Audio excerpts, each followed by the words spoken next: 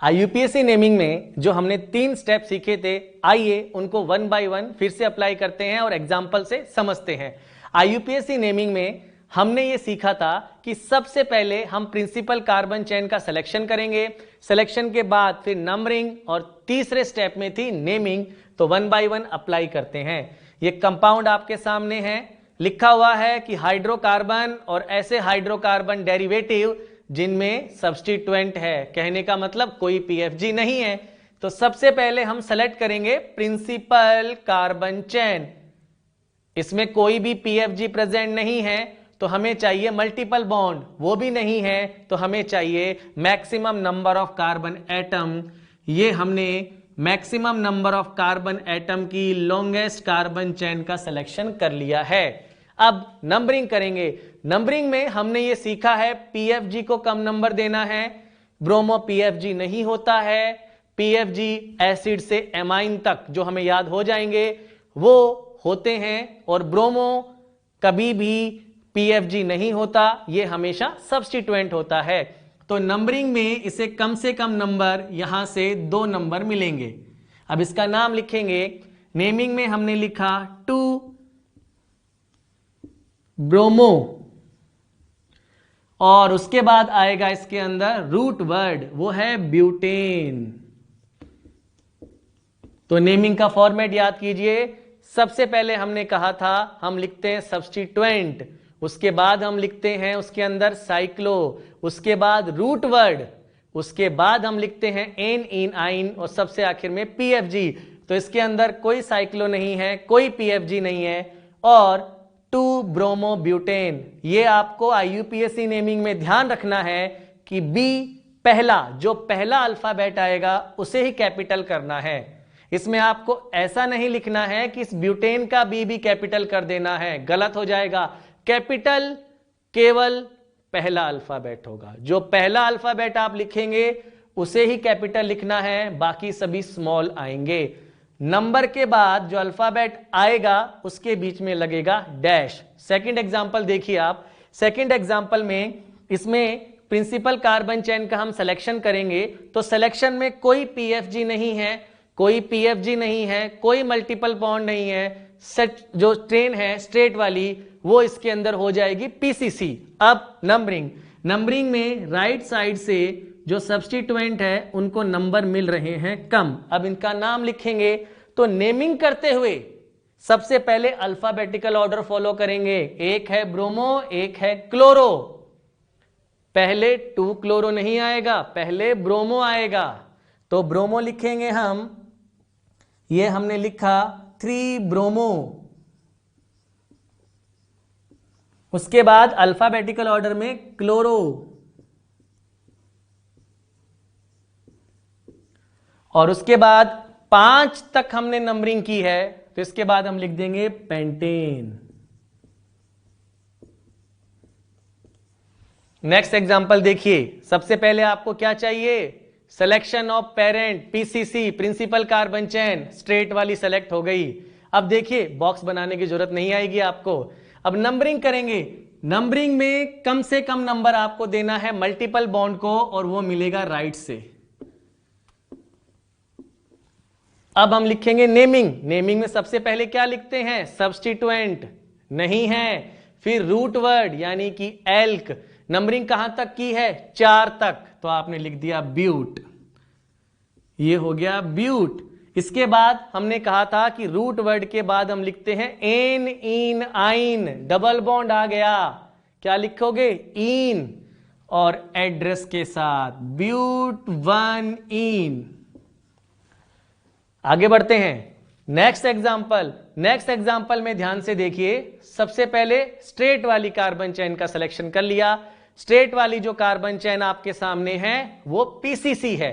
अब नंबरिंग करेंगे, और जब हमने नंबरिंग का जो कंसेप्ट समझा था तो उसमें हमने इसकी नंबरिंग की थी, और नंबरिंग में हमने ये सीखा है कि हमें PFG अगर नहीं है, सबसे पहले नंबरिंग में PFG को कम नंबर दो, PFG नहीं है तो मल्टीपल बॉन्ड को कम नंबर दो। मल्टीपल बॉन्ड को अगर कम नंबर देना है तो मल्टीपल बॉन्ड को कम नंबर मिलेंगे लेफ्ट साइड से, 1 2, 3, 4 एंड 5। अब लिखेंगे इसका नाम।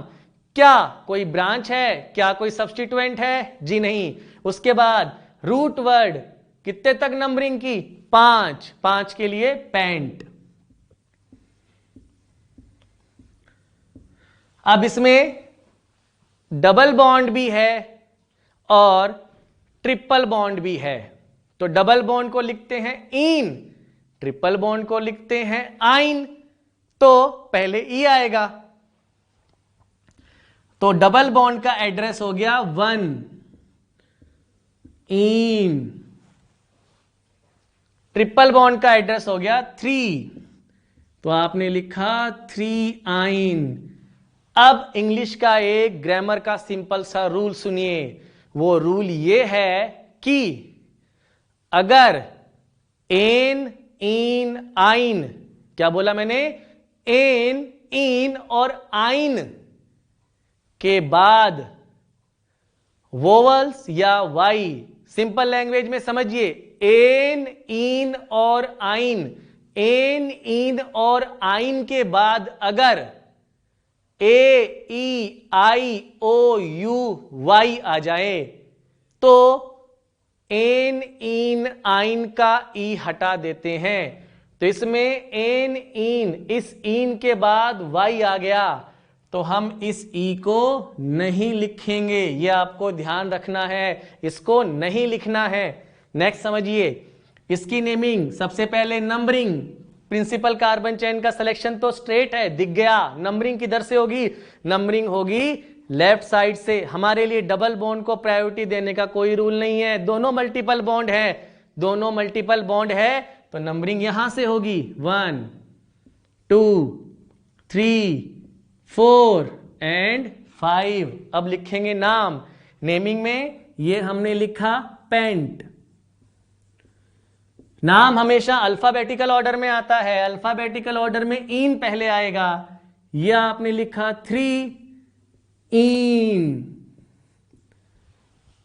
फिर आएगा 1 आइन। और अभी मैंने कहा था कि अगर एन, इन, आइन, इन के बाद वोवल्स या वाई आ जाए तो आप ई नहीं लिखेंगे।